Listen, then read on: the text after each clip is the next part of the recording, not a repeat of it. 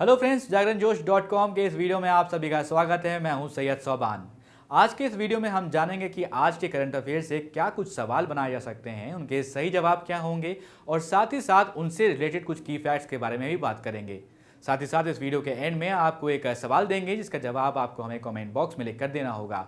तो चलिए शुरू करते हैं पहले सवाल के साथ। निम्न में से किस राज्य सरकार ने प्रवासियों को राहत देने और सरकारी योजनाओं और नौकरियों में प्रवासियों को जोड़ने के हेतु प्रवासी राहत मित्र नामक एक नया ऐप लॉन्च किया है? इसका जो सही जवाब है वो है उत्तर प्रदेश सरकार। उत्तर प्रदेश सरकार ने एक नया ऐप लॉन्च किया है जिसका नाम है प्रवासी राहत मित्र। तो आपको इस नाम को याद रखना है। इस ऐप का काम क्या है उसके बारे में बात करते हैं। तो उत्तर प्रदेश सरकार के जो मुख्यमंत्री हैं योगी आदित्यनाथ जी, उनके द्वारा इस ऐप को लॉन्च किया गया है। और सरकार के अनुसार इस ऐप को लॉन्च करने का क्या उद्देश्य है, आइए समझते हैं। देखिए, जो मजदूर हैं उनको विभिन्न योजनाओं का लाभ दिलाया जाए, इसलिए इस ऐप को लॉन्च किया गया है। और साथ ही ऐप की सहायता से मजदूरों के स्वास्थ्य पर निगरानी रखने में भी सहूलियत होगी और सरकार के विभिन्न विभागों के द्वारा आपस में सूचना का आदान प्रदान करने पर इससे काफ़ी ज़्यादा आसान होगी। और ये भी आपको यहाँ पर दोस्तों बता देते हैं कि इस ऐप की मुख्य विशेषता ये है कि इसके लिए आपको ऑनलाइन के साथ साथ जो है ऑफलाइन में भी अगर काम करना है तो भी आप कर सकते हैं।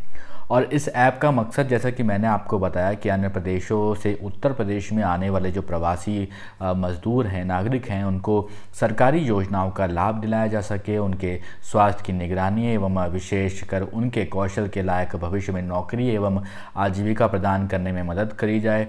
और इसके लिए इस ऐप के ज़रिए इन प्रवासी नागरिकों का डेटा को संग्रह किया जाएगा। और ऐप में व्यक्ति की मूलभूत जानकारी जैसे कि नाम हो गया, शैक्षिक योग्यता क्या है उसके बारे में जानकारी, स्थायी पता, बैंक अकाउंट विवरण, कोविड-19 संबंधी स्क्रीनिंग की स्थिति और शैक्षिक योग्यता और अनुभव लिया जाएगा। ये सारी बातें इसमें रखी जाएंगी और इसमें 65 से भी ज़्यादा प्रकार के कौशल का विवरण एकत्र किया जाएगा।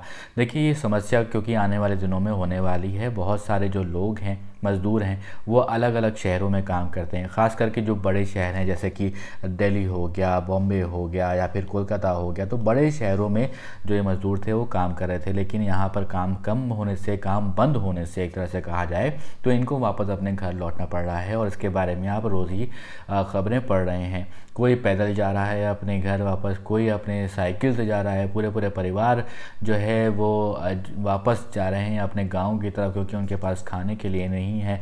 तो उत्तर प्रदेश सरकार की तरफ से एक कदम उठाया गया है जहां पर जो मज़दूर अब वापस लौट रहे हैं उनके बारे में जानकारी एकत्रित की जाएगी और कोशिश की जाएगी कि जो है उनको रोज़गार और जो नौकरियाँ हैं वो दिलाई जा सकें।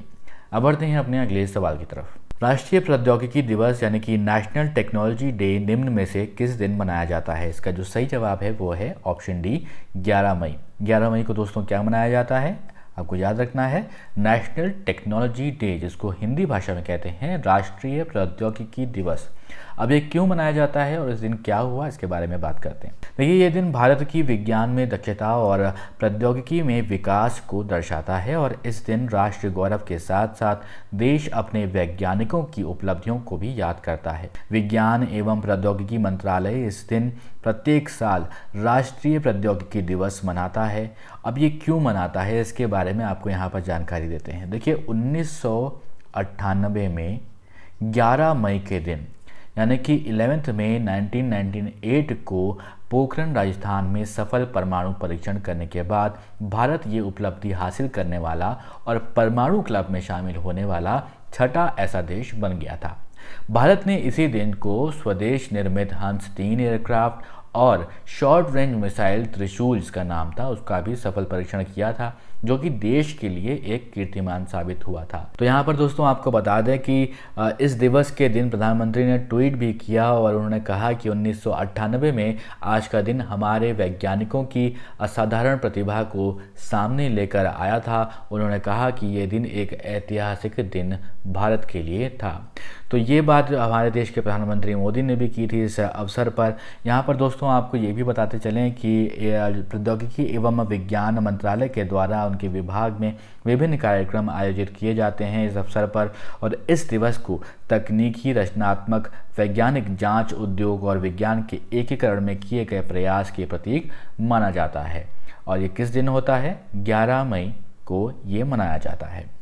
अब बढ़ते हैं अगले सवाल की तरफ, लेकिन उससे पहले एक ज़रूरी सूचना आप सभी के लिए। हमारी वेबसाइट jagranjosh.com पर अगर आप करंट अफेयर्स पढ़ना चाहते हैं तो आपको अपने ब्राउजर में टाइप करना है www.jagranjosh.com, जिसके बाद आपको हमारी वेबसाइट का होम पेज नजर आएगा। इसके बाद आपको करंट अफेयर्स के टैब पर जाना है। ड्रॉप डाउन में आपको मंथ वाइज करंट अफेयर्स मिल जाएंगे, जहां आप मंथ के हिसाब से करंट अफेयर्स पढ़ सकते हैं। जब आप करंट अफेयर्स टैब पर क्लिक करेंगे तो आपको कुछ इस तरह से पेज नजर आएगा। अगर आप कैटेगरी वाइज करंट अफेयर्स पढ़ना चाहते हैं तो आप अपनी पसंद के हिसाब से कोई भी कैटेगरी चूज कर सकते हैं, जिसमें latest, national, international, sports, technology और इकोनॉमी जैसी कैटेगरीज मौजूद हैं। अब दोस्तों अगले सवाल की तरफ बढ़ते हैं। मूडीज इन्वेस्टर्स सर्विसेज ने हाल ही में मौजूदा वित्त वर्ष के लिए भारत की आर्थिक वृद्धि दर के अनुमान को घटाकर कितना प्रतिशत कर दिया है? इसका सही जवाब है वो है ऑप्शन बी, 0%। इससे पहले जो एक तो खबर आई थी उसमें हमने बात की थी 0.2% का अनुमान लगाया था। अब यहाँ पर दोस्तों आपको बता देते हैं कि मूडीज़ के मुताबिक भारत की सकल घरेलू उत्पाद यानी कि जीडीपी कम रहेगी। जीडीपी क्या होती है? जीडीपी होती है देश की घरेलू सीमा के अंतर्गत एक वर्ष में उत्पादित सभी अंतिम वस्तुओं और सेवाओं के मौद्रिक मूल्य को मापने का पैमाना या फिर जरिया, जिसे कहा जाता है क्या? सकल घरेलू उत्पाद यानी कि जीडीपी। कोरोना वायरस की वजह से देश की जो अर्थव्यवस्था है उसका पर संकट बढ़ता जा रहा है और अलग अलग जो रेटिंग एजेंसीज हैं उसकी तरफ से जो भी अनुमान लगाए हैं उनमें काफ़ी जो परसेंटेज है ग्रोथ की वो बहुत कम दिखाई गई है। और अब मूडीज़ ने क्या कह दिया है? अब मूडीज़ ने कह दिया है कि ये 0% यानी कि 0% रहेगी। मूडीज़ ने अपने पूर्व अनुमान में जो है वो कहा था कि वित्त वर्ष 2020 और 21 में भारत की सकल घरेलू उत्पाद जीडीपी वृद्धि 0 रह सकती है और इसका मतलब है कि देश की जीडीपी की स्थिति इस वित्त वर्ष में 0 रहेगी। एजेंसी का हालांकि ये भी कहना है कि वित्त वर्ष 2021 और 22 की बात करें यानी कि अगले फाइनेंशियल ईयर की बात करें तो वृद्धि दर के जो है रहने की जो अनुमान है वो 6.6% है। ये मैंने बात करी है 2021 और 2022 की कितना परसेंट रहने का अनुमान जताया है? 6%। लेकिन 2020 और 2021 की अगर बात करें तो 0% रहने का इसका अनुमान जताया है। जैसे कि मैंने दोस्तों आपको पहले ही बताया, जो इससे पहले जो है एक अनुमान लगाया था इस रेटिंग एजेंसी ने, वो बताया था 0.2% का, लेकिन अब कह दिया है 0% यानी कि 0% इसका अनुमान लगाया गया है। अब बढ़ते हैं अपने अगले सवाल की तरफ। तो सवाल है कि हाल ही में किस राज्य सरकार ने 11 ब्रांड के पान मसाला को 12 महीने के लिए बैन कर दिया है? इसका सही जवाब है झारखंड। देखिए दोस्तों, एक तो समस्या है कि कई बार हमने देखा कि उत्तर प्रदेश सरकार ने बैन लगाया भी, उसके बाद हटाया भी, लेकिन अब जो है ये 11 ब्रांड के पान मसाले हैं उन पर 12 महीने के लिए बैन लगाया है झारखंड सरकार ने। अब ये क्यों लगाया है और किस कारण से लगाया है इसके बारे में समझते हैं। देखिए, झारखंड सरकार जो है उसने पान मसाले पर 8 मई 2020 को पूर्ण प्रतिबंध यानी कि पूरी तरह से प्रतिबंध लगा दिया है, लेकिन उसमें कुछ ब्रांड शामिल हैं, इस पर आपको ध्यान रखना होगा। झारखंड सरकार ने पान मसालों के विभिन्न ब्रांडों की जांच करी और जांच में क्या पाया उसने कि मैग्नीशियम कार्बोनेट जो है उसमें यानी कि पान मसालों में पाया गया और उसके बाद ये फैसला लिया गया कि इसको बैन किया जाए। इस संबंध में स्वास्थ्य सचिव सह राज्य के खाद्य संरक्षा आयुक्त डॉक्टर नितिन कुलकर्णी हैं, उनकी तरफ से एक आदेश जारी किया गया और उसमें बताया गया कि पिछले साल 2019-20 में राज्य में इन पान मसालों के 41 सैंपल जांच किए गए थे और जांच में अधिकांश पान मसालों में खतरनाक मैग्नीशियम कार्बोनेट, ये जो एक सब्सटेंस है, एक मटेरियल है, एक सॉल्ट है, वो पाया गया था। मैग्नीशियम कार्बोनेट से हृदय की बीमारी सहित विभिन्न प्रकार की बीमारियां होती हैं, ऐसा कहना है डॉक्टर नितिन कुलकर्णी का। और अब जो है झारखंड में पान मसालों पर बैन लगा दिया गया है। अब बढ़ते हैं अपने अगले सवाल की तरफ। चीन के समर्थन वाले एशियन इंफ्रास्ट्रक्चर इन्वेस्टमेंट बैंक, जिसको कि शॉर्ट फॉर्म में कहा जाता है AIIB, उसने हाल ही में किस देश को कोरोना वायरस से निपटने के लिए 3,800 करोड़ रुपए का लोन मंजूर किया है, जो कि लगभग $500 मिलियन का है। इसका जो सही जवाब है वो है भारत। दोस्तों, सबसे पहले हम बात करते हैं AIIB बैंक के बारे में। तो इसका सबसे पहले आपसे बताते हैं कि हेडक्वार्टर कहाँ है। हेडक्वार्टर है बीजिंग, चाइना में इसका हेडक्वार्टर है। इसलिए हम आप शुरू में बता चुके हैं कि चाइना से रिलेटेड ये बैंक है। और इस बैंक का फुल फॉर्म मैंने आपको पहले ही बताया है। इस बैंक का फुल फॉर्म है एशियन इंफ्रास्ट्रक्चर इन्वेस्टमेंट बैंक। ये बैंक एक मल्टीलेटरल डेवलपमेंट बैंक है जो इंफ्रास्ट्रक्चर होता है इंडो स्पेसिफिक रीजन का, उसको डेवलप करना। इस समय 78 कुल इसके मेंबर हैं और आगे आने वाले कुछ दिनों में इसके मेंबर्स बढ़ने की भी संभावना है, जो कि करीब 24 के आसपास जो मेंबर हैं वो इसमें पढ़ सकते हैं, पूरी दुनिया से इसमें ऐड हो सकते हैं। तो मैंने आपको बता ही दिया है हेडक्वार्टर्स चाइना में है। तो आपको बता दें कि दुनिया भर में जारी कोरोना वायरस के कहर के बीच तमाम देशों की अर्थव्यवस्था को तगड़ा धक्का लगा है और AIIB ने कहा है कि ये लोन भारत सरकार को सार्वजनिक स्वास्थ्य तंत्र को बेहतर बनाने, भविष्य में ऐसा कुछ दोबारा होने से रोकने और ट्रांसमिशन को सीमित करने के लिए किया गया है।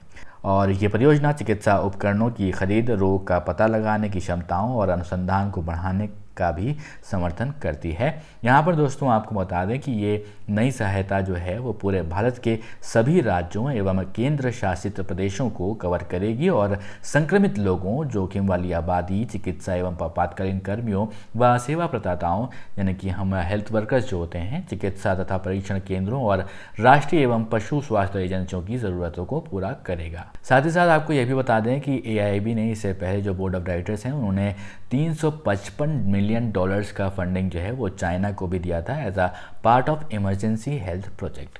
अब बढ़ते हैं अपने अगले सवाल की तरफ। तो सवाल है कि विश्व प्रवासी पक्षी दिवस निम्न में से किस दिन मनाया जाता है। इसका सही जवाब है 9 मई, यानी को 9 मई को क्या मनाया जाता है। अगर अंग्रेजी भाषा में समझें तो इसे कहा जाता है वर्ल्ड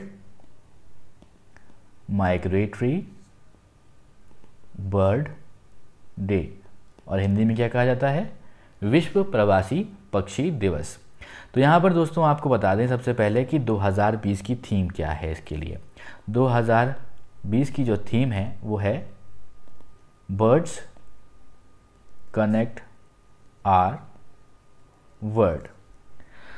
दोस्तों आपको बता दें कि हर साल 9 मई को दुनिया भर में विश्व प्रवासी पक्षी दिवस मनाया जाता है। जो बर्ड्स माइग्रेट करके आती हैं ये दिवस उनके लिए है। इस दिन को मनाए जाने का उद्देश्य क्या है, इस बात को समझते हैं। प्रवासी जो पक्षी होते हैं यानी कि माइग्रेटरी बर्ड होते हैं, उनके बारे में जागरूकता बढ़ाई जाए।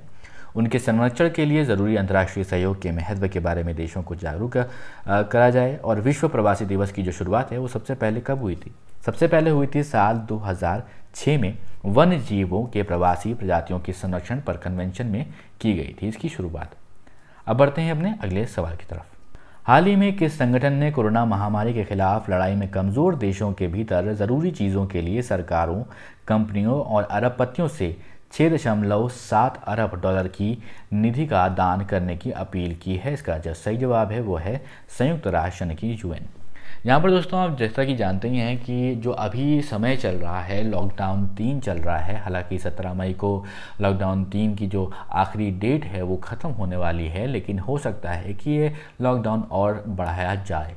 लेकिन अभी आपने ख़बरों में भी देखा होगा, अब धीमे धीमे जो है काम शुरू किया जा रहा है। जैसे अगर रेलवे की बात करें तो ट्रेन्स भी वापस अब चलना शुरू हुई हैं और अब जो है धीमे धीमे काम और जो देश और दुनिया है वो धीमे धीमे पटरी पर लौट रही है। लेकिन एक बड़ी समस्या ये है कि इतने दिन जो लॉकडाउन रहा है उससे न जाने कितने ज़्यादा करोड़ों रुपयों का जो है नुकसान हुआ है वो हम सोच भी नहीं सकते हैं। इससे कितने लोगों ने नौकरी भी खोई हैं। जैसा कि हमने पिछले वीडियोस में बात की थी कि बहुत सारे जो लोग हैं वो बेरोज़गार हुए हैं। जो डेली वर्कर्स हैं, डेली वेजेस वाले लोग हैं, उनको तो काम मिल ही नहीं रहा है। तो उनके साथ कितनी बड़ी समस्या है। तो इस समस्या के समाधान के लिए अब जो है क्या है कि डेटा भी आने लगा है। मैंने पिछले कुछ वीडियो में आपसे बात भी करी थी जहाँ पर कितने ज़्यादा करोड़ लोगों ने नौकरियां खो दी हैं, अगर हम अपने भारत देश की ही सिर्फ बात करें तो तो अब देखिए जो संयुक्त राष्ट्र है उसका भी ये मानना है कि अब ये आग्रह कर रहा है कि जो है जो दान है वो बढ़ाया जाए, जैसे कि जो लोग जिनके पास काम नहीं है, पैसा नहीं है, खाने के लिए नहीं है, उनको कुछ सुविधाएं मिल सकें। देखिए संगठन का ये आगाह किया है कि यदि इस मदद में नाकाम रहे तो भुखमरी को वैश्विक महामारी फैलेगी और अकाल, दंगे व अधिक संघर्ष का दुनिया को सामना करना पड़ सकता है। अभी जो मुसीबतें हैं, अभी जो प्रॉब्लम्स हैं वो तो हैं, और आने वाले समय में ये सब भी होने की आशंका जताई जा रही है। इसलिए संयुक्त राष्ट्र ने कदम लेने के लिए कहा गया है। संयुक्त राष्ट्र के मानवीय सहायता प्रमुख मार्क लेकॉक ने कहा है कि 25 मार्च को संयुक्त राष्ट्र की ओर से की गई $2 अरब की शुरुआती अपील को इसलिए बढ़ाया गया है क्योंकि आय कम होने और नौकरियां जाने की घटनाएं बढ़ गई हैं, जैसा कि मैंने दोस्तों आपको बताया था और डेटा भी मैंने आपको पिछले वीडियो में बताया था। साथ ही खाद्य आपूर्ति घटने और महंगाई व बच्चों को भोजन ना मिलने एवं उनके टीकाकरण ना होने के साक्ष्य पहले से ही अब मिलने लगे हैं और इसलिए ये संयुक्त राष्ट्र की तरफ से अपील की गई है।